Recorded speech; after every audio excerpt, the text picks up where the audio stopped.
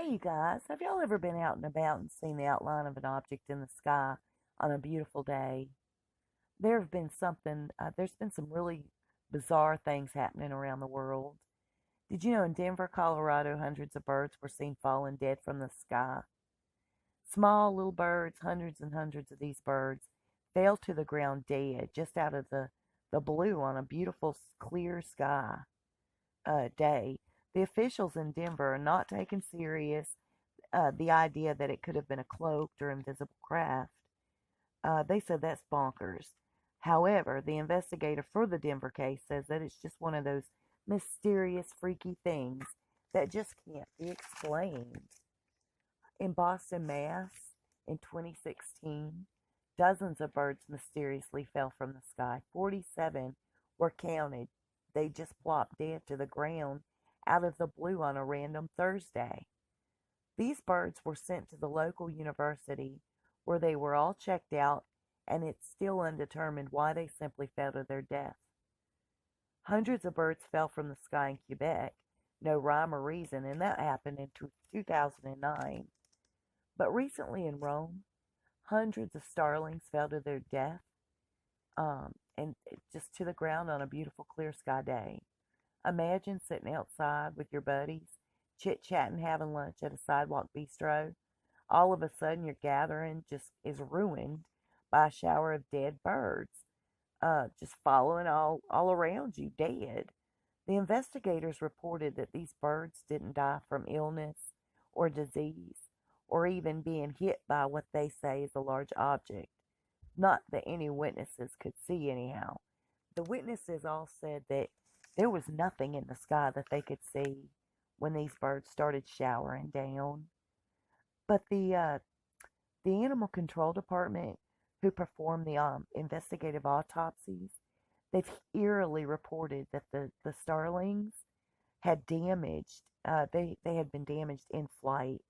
Their bones had been broken and even crushed far before hitting the ground. But they have no answers. It just blows my mind. In Draper, Utah, people reporting hundreds of birds falling out of the sky. It was a beautiful, clear day, and they were just dead.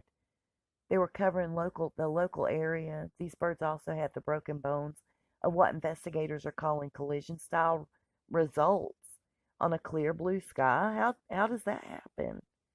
Anyway, they've suggested that these birds are flying into each other, but let's face it, birds migrate and fly in large groups all the time, and they've been doing that since the inception of bird time.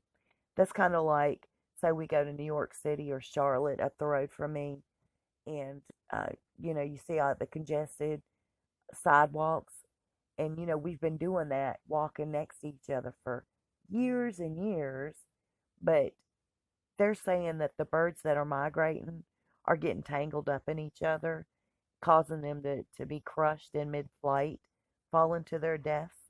Wouldn't that be like people in a large crowd walking into each other, getting tangled up, and hundreds of people just dropping dead with collision-style broken bones from what? Walking next to each other in a rush? Give me a break. So when I was initially abducted back in 1985, what's always stuck out in my memory was the fact that I was walking towards that craft. Initially, like I told y'all, I thought it was a helicopter. But then I thought, well, that diamond-shaped craft had to have been like a hot air balloon or something that had fallen to the ground, maybe a blimp. And I say that because it was due to the top of that craft having the exact scene on it as the night sky. I thought the scene around us was painted on the upper part of that craft. Then after the confusion left my 9-year-old brain, I realized that the top of this craft, it looked invisible, like I could see straight through it. It was the environment that we were surrounded by, plus the sky, of course, but it was weird. It was see-through, invisible. It was strange. I'll never forget that, ever. But our government's worked on a cloaking device for several years. The military have recently been experimenting with this cloaking device for a while now, but they just recently kind of been letting the cat out of the bag people have been talking about it. But yeah, the military has worked on this for years, and being success, and they've been successful. But scientists have also come up with invisible forces that they use to shut people down. They're using like a super thin non-metal material, and it manipulates the electromagnetic waves, and it includes the visible light and radio waves. It's absolutely Harry Potter-esque for sure. But anyway, do y'all remember the astronaut Heidi Steffenshine Piper? And I hope I say that right. I never can say her last name correct.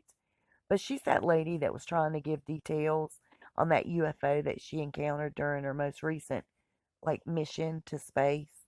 Every time she went to speak on that craft, she started slurring her speech and would pass out. She did that like 2, 3 times. Anyway, how about Wendy Williams? Remember at Halloween last year when she was dressed up like the Statue of Liberty? Anyway, she started acting weird and she made a weird face, like it was a fright in her face. Anyhow, she passed out, and the thing she tried to laugh off, she tried to say it was like a hot flash.